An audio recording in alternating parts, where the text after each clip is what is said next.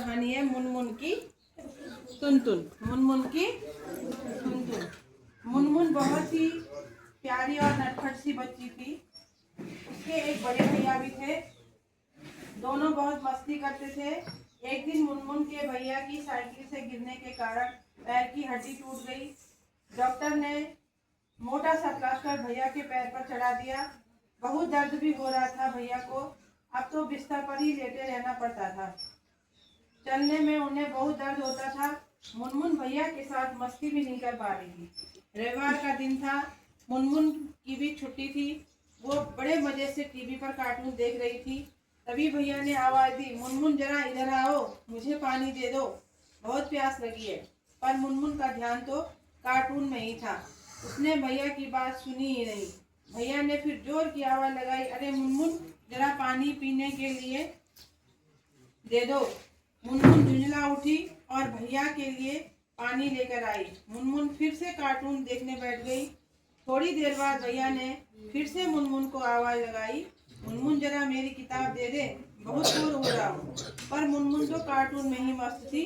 भैया ने फिर से आवाज लगाई। मुनमुन गुस्से से टुनटुनाती हुई आई और बोली, भैया आप मुझे बार बार तंग कर रहे हैं। मैं कार्टून देख रही हूँ ना। और भैया की किताब पटक कर चली गई।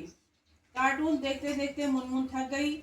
उसे कब नींद आ गई पता ही नहीं चला और वो टीवी के सामने सोफे पर ही सो गई। सोते सोते मुनमुन सोफे से लुढ़क गई और नीचे गिर पड़ी। उसके सिर में जोर से चोट लगी और वो जोर जोर से रोने लगी। उसके रोने की आवाज सुनकर भैया लंगड़ाते हुए उसके पास आए और उसे उठाया।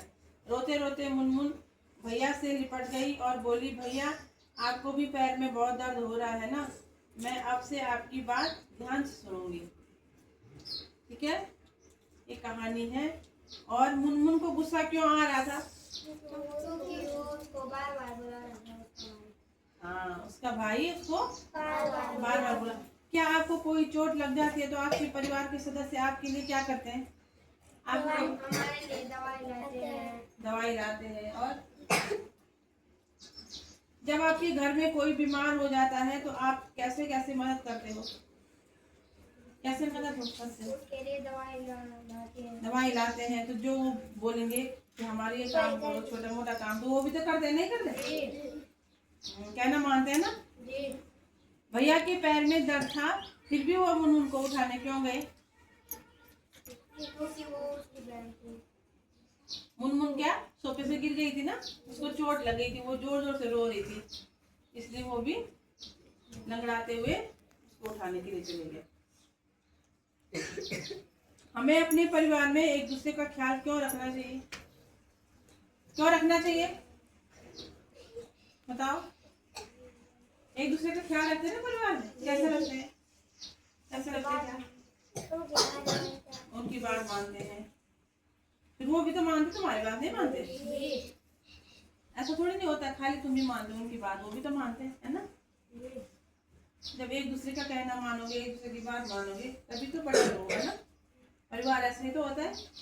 परिवार में एक दूसरे का कहना मानेंगे, है ना, सुख दुख में काम करेंगे, कहना मानेंगे तो परिवार अच्छा है ना, एक दूसरे का ख्याल रखने के लिए।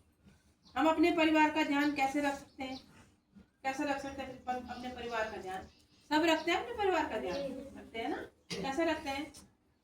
एक दूसरे की मदद करके और जैसे वो काम करने के लिए बोल रहे हैं तो ऐसे काम करना है और उनकी बात माननी है। हाँ, ठीक है। कहानी को कोई सुना सकता है?